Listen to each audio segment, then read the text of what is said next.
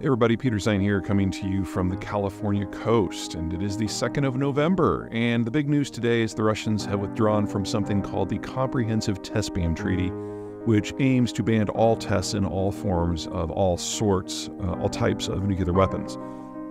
It's a little bit different from most of the arms control agreements that exist in the world. Most of the effective ones are bilateral treaties between the United States and the Soviets/Russians that have dealt with nuclear ceilings on the numbers of weapons and their stationings and their dispositions, and sometimes even down to conventional weapons. And most of this non-proliferation regime is in danger right now because the Russians have stopped enforcing or have simply pulled out of treaty after treaty, prompting the Americans to follow suit. The CTBT never entered into force, however, because it was a multilateral effort. Unlike all of the Cold War treaties where Moscow and Washington sat down across a table from another to hash out the details, sometimes with London or Beijing or Paris in tow, the CTBT was always a multilateral effort that involved over 100 countries. And so when it was first adopted by the UN General Assembly back in the 90s, the hope was that we had entered into a fundamentally new era where everyone would agree that nuclear war is perhaps not something we should aim for.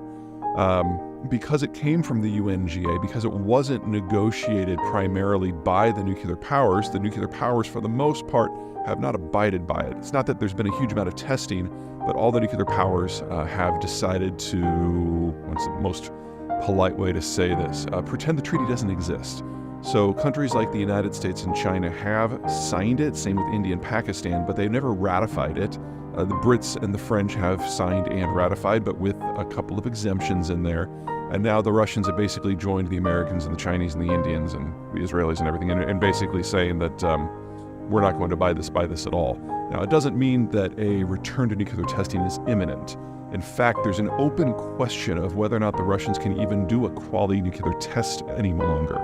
They've had a number of instances in the last 3 years where they've tested some of their ballistic missiles, and they've discovered that a lot of them just don't work anymore. And remember that if you're going to test something that the world can see, you're going to baby that piece of hardware because you don't want to look like a fool if it doesn't work. And the Russians on multiple occasions have looked like fools when it doesn't work. So the real risk here isn't so much that the Russians are going to test. The risk is whether or not their command and control over the nuclear arsenal is actually intact. Because we have seen that the defense minister, Shoigu, has basically, even in the height of the war in Ukraine, continued to steal from the military hand over fist. And you hope that he's not stealing particularly interesting components from, say, the nuclear program, but the guy really has no ethics and no sense of patriotism, so you really can't rule that out. The nightmare scenario for me remains of what happens if Putin hits the big candy-like red button and nothing happens. And we now have seen on multiple occasions that American intelligence has penetrated so far into Moscow that we're basically knowing what Putin has for lunch before he even wakes up in the morning. And in that sort of environment, what do you do when somebody tries to kill 500 million people but fails?